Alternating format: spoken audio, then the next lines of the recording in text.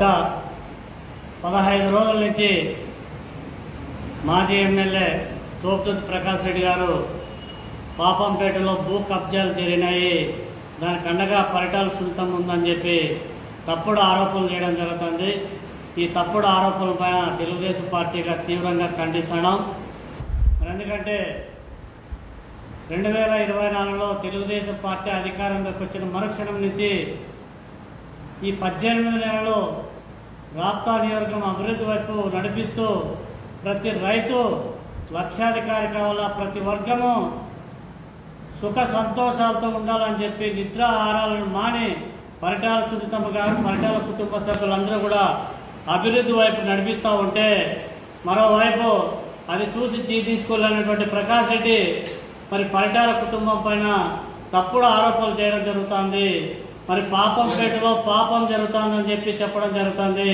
ప్రకాష్ రెడ్డి పాపంపేటలో జరిగినటువంటి పాపం నీదే ప్రకాష్ రెడ్డి అని చెప్పి ఈ సందర్భంగా తెలియజేస్తాడా.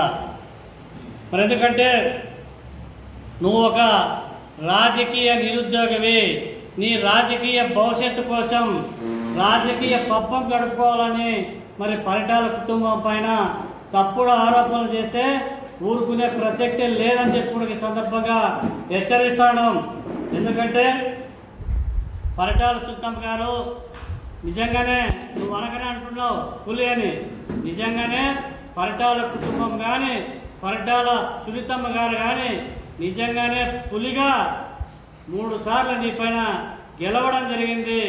మరి 2009 నుంచి కూడా ఈ రోజు వరకు నీ పైన గెలవడమే కాదు, మరి నీపై నువ్వు చేసినటువంటి అవినీతి పైన పోరాటం చేసినటువంటి ఘనత పరిటాల కుటుంబాన్ని. మరి నీ పైన గెలిచి రాప్తా నియోజకంలో దాదాపు 1000 కోట్ల రూపాయలు వెచ్చించి మరి రాప్తా నియోజకాన్ని మన అభివృద్ధి వైపు నడిపించినటువంటి ఘనత మరి పరిటాల కుటుంబాన్ని కూడా ఈ సందర్భంగా తెలియజేస్తూ ఉండా. నువ్వు 2019 నుంచి 2024 వరకు నీ అధికారాన్ని, నీ ఎమ్మెల్యే పదవిని అడ్డం పెట్టుకొని రాప్తా నియోజకంలో ఒక రాజకీయ రాక్షసుడులా నిలువు దోపిడీ చేసినటువంటి చరిత్ర నీది, నీ కుటుంబాన్ని అనేది కూడా ప్రజలు ఇంకా మరవలేదు అనేది కూడా గుర్తుపెట్టుకో ప్రకాష్ రెడ్డి. ఎందుకంటే రాప్తా నియోజకంలో ఒక దొంగల ముఠాగా తయారై మరి 100 కోట్ల రూపాయల అక్రమ వ్యాపారాలు చేయడమే కాకుండా అమ్మా డైరీ పేరుతో 10 కోట్ల రూపాయలు మహిళలతో, అక్క చెల్లెమ్మలతో వసూలు చేసి మరి అక్రమంగా వ్యాపారాలు చేసింది మీరు కాదా. మరి అదేవిధంగా ఆలమూరు గ్రామ పొలంలో మరి వాల్మీకిలను భయపెట్టి దగ్గర 60 ఎకరాలు అక్రమంగా మరి స్వాధీనం చేసుకుని నువ్వు కాదని చెప్పి కూడా ఈ సందర్భంగా తెలిసిన భూ కబ్జాలు చేయడం నీకు తెలుసు, పరిటాల కుటుంబానికి అభివృద్ధి చేయడం తెలుసు తప్ప నీలాంటి భూ కబ్జాదారుల పైన పోరాటం చేసే శక్తి మరి పరిటాల కుటుంబానికి ఉంది అనేది తెలుసుకో ప్రకాష్ రెడ్డి. నువ్వేదో పాపంపేటలో పాపం జరిగింది, మరి పాపంపేటలో భూ కబ్జాలు జరుగుతున్నాయని చెప్పి అనేక సార్లు ప్రస్తావన జరిగింది. సుభాష్ రెడ్డి అనే వ్యక్తి ఎవరు అనొచ్చాడో, ఎందుకు నీ దగ్గరకు వచ్చాడో చెప్పగానే చెప్పినావు. నా దగ్గరకు వచ్చి మరి పర్సెంటేజ్లు మాట్లాడుకొని పోయినాడని చెప్పి నువ్వే చెప్తాడు. నీ చీకటి ఒప్పందం కుదరకనే, సుభాష్ రెడ్డి చేసినటువంటి చీకటి ఒప్పందాలు కుదరకనే నువ్వు పరిటాల కుటుంబం పైన అభాండాలు వేస్తుండవు. నీ చీకటి ఒప్పందాలు పాపంపేట ప్రజలందరికీ తెలుసు. అతి త్వరలో నీ చీకటి ఒప్పందాలు బయటపడతాయి. పాపంపేట ప్రజలే కాదు, మహిళలతో కూడా పరకతో సమానం చెప్పే రోజుల దగ్గరకు వస్తాయి ప్రకాష్ రెడ్డి. తస్మాత్ జాగ్రత్తగా ఉండు. అనవసరంగా పరిటాల కుటుంబంపై పొద్దున్న లేసే పడుకునేదాకా పరిటాల కుటుంబం పైన తప్పుడు ఆరోపణలు చేసే పాపంపేట ప్రజలే నిన్ను పరకలతో సమానం చెప్పే రోజులు దగ్గర పట్టాయి. ఖబర్దార్ ప్రకాష్ రెడ్డి అని చెప్పుకుంటే సందర్భంగా తెలియజేస్తూ, మరి అదేవిధంగా నిన్నటి రోజున పరిటాల శ్రీరామ్ గారు ఒకటే పాపంపేట ప్రజలకు ఒకటే హామీ ఇచ్చారు. పాపంపేటలో 1 సెంటు స్థలం కూడా భూ కబ్జా జరగదు, పక్కకు పోదు, అవినీతి జరగదు. పాపంపేట ప్రజలకి పరిటాల కుటుంబం మండగా ఉంటుంది. పాపంపేట ప్రజలకే కాదు, రాప్తా నియోజకంలో ఉన్నటువంటి ప్రతి ఒక్కరికి, ప్రతి ఒక్క వర్గానికి పరిటాల కుటుంబం అండగా ఉంటుంది అనేది గుర్తుపెట్టుకోని చెప్పి సందర్భంగా తెలియజేసుకుంటా సుభాష్ రెడ్డి అనుచరులందరూ కూడా ఎవరికి బంధువులు గతంలో ఎవరికి అనుచరులు ఎవరి దగ్గరికి వచ్చి చీకటి ఒప్పందాలు చేసుకున్నారో అనేది నువ్వే చెప్తున్నావు. బాగా గుర్తుపెట్టుకో ప్రకాష్, బాగా గుర్తుపెట్టుకో.